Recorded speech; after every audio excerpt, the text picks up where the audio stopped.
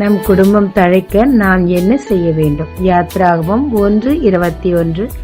மருத்துவச்சிகள் தேவனுக்கு பயந்ததினால் அவர்களுடைய குடும்பங்கள் தழைக்கும்படி செய்தார். ஆபிரகாமுக்கு தேவன் உன்னுடைய சந்ததியை வானத்து நட்சத்திரங்களைப் போலவும் மணலத்தனையாயும் பெருக பண்ணுவேன் என்று சொல்லியிருந்தார். யாத்ராகமம் 1:20 ஜனங்கள் பெருகி மிகுதியாய் பலத்து போனார்கள் என்று சொல்லப்பட்டிருக்கிறது. தேவனுடைய வாக்கு தத்தங்களை அபத்தமாக்கும்படியாக இவர்களுக்கு ஒரு இரட்சகன் எழும்ப கூடாது என்பதற்காகவும் சத்ருவானவன் கங்கணம் கட்டி பார்வோனை ஏவிவிட்டான்.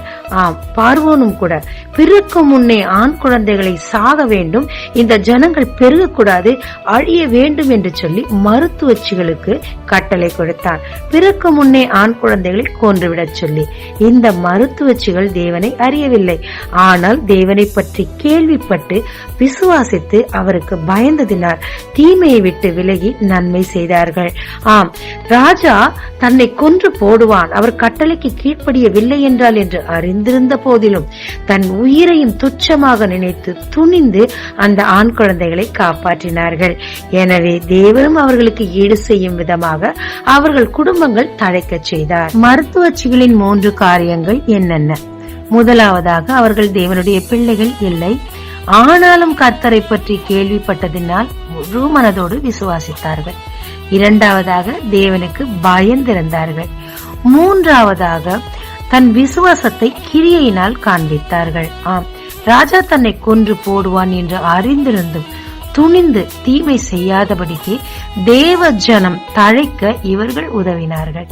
எனவே தேவன் அவர்களுக்கு ஈடு செய்யும் விதமாக அவர்கள் குடும்பம் தழைக்க தேவனும் உதவினார், ஆசீர்வதித்தார். ஆமாங்க, அவிசுவாசமான மருத்துவச்சிகளுக்கே தேவன் இவ்வளவு பெரிய நன்மை செய்வாரானால் தேவனையே விசுவாசித்துக் கொண்டிருக்கிறீங்களே, உங்களுக்கு செய்ய மாட்டாரா? அவர்களைப் போல முழு மனதோடு தேவனை விசுவாசித்து தேவனுக்கு பயந்து தீமையை விட்டு நாம் விலகி தேவனுக்காக உறுதியாக ஒரு ஸ்டாண்ட் எடுக்கும் போதும் தேவ ஜனம் பலுகி பெருகத்தக்கதாக உலகத்திற்கு சுவிசேஷத்தை, ரட்சிப்பை நாம் சொல்லும் போதும் நம் குடும்பத்தை தேவன் தழைக்க செய்து நம்மையும் நம் குடும்பங்களையும் ஆசீர்வதிப்பது அதிக நிச்சயங்க. ஜெபிக்கலாமாங்க. தேவனில் உமக்குரிய பயத்தை எனக்குள் கட்டளையிடுவீராக. தீமை விட்டு விலகவும் ஜீவனே போனாலும் உமக்காக எழும்பி கிரியை செய்யும் தைரியத்தையும் எனக்கு தாரும். நானும் என் குடும்பமும் என்னை சார்ந்தோரும் தழைக்க தேவன் கிரியை செய்யும். இயேசு மூலம் பிதாவே, ஆமென். இயேசு கிறிஸ்துவின் நாமத்தில் இந்த நாளில் உங்களை ஆசீர்வதிக்கும் ஜீசஸ் விஷன்.